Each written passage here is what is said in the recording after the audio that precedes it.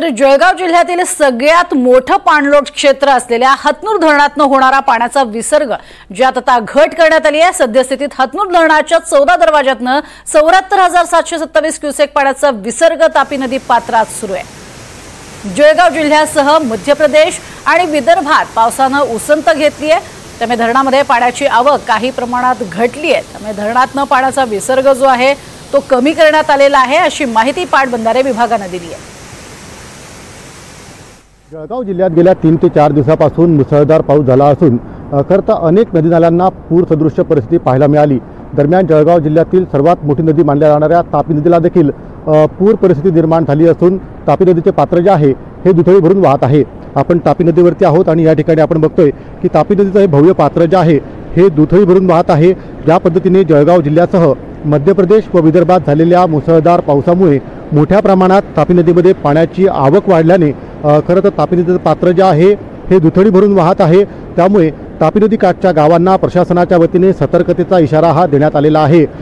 तापी नदी ही मोठी नदी असल्यामुळे सातपुडा पर्वतरांगातून येणारे अनेक नदी नाले यातून येणारा पुराचं पाणी जे आहे खरं तर तापी नदीमध्ये मिळतं। सोबतच विदर्भातून येणारी पूर्णा नदीचं पाणी देखील तापी नदीमध्ये येत असल्यामुळे या भव्य पात्रामध्ये जे आहे मोठ्या प्रमाणात पाण्याचा विसर्ग हा वाढल्याचं पाहायला मिळतंय।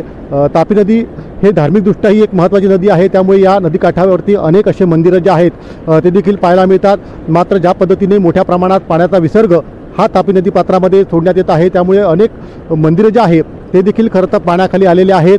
त्यामुळे जिल्हा प्रशासनाच्या वतीने तापी नदी काठच्या गावांना जे आहे ते सतर्कतेचा इशारा हा देण्यात आलेला आहे। एकंदरीतच या हतनूर धरणामध्ये देखील मोठ्या प्रमाणात पाण्याची आवक वाढल्याने हतनूर धरणातून खरं तर 1,75,000 क्युसेक इतक्या मोठ्या प्रमाणात पाण्याचा विसर्ग हा तापी नदीमध्ये सोडण्यात आलेला होता। त्यामुळे खबरदारीचा उपाय म्हणून जिल्हा प्रशासनाच्या वतीने स्थानिक प्रशासनाला देखील अलर्ट राहण्याच्या सूचना ज्या आहेत त्या देण्यात आलेल्या होत्या।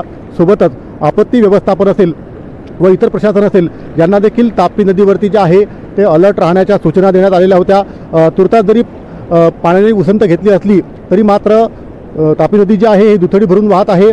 त्यामुळे खबरदारीचा उपाय म्हणून नागरिकांनी नदीकाठी जाऊ नये किंवा नदीकाठी असलेल्या गावातील ग्रामस्थांनी आपले गुरंढोरं नदीकाठी नेऊ नये असं देखील आवाहन जे आहे ते जिल्हा प्रशासनाच्या वतीने करण्यात आलेलं आहे। मंगेश जोशी, NDTV मराठी, जळगाव।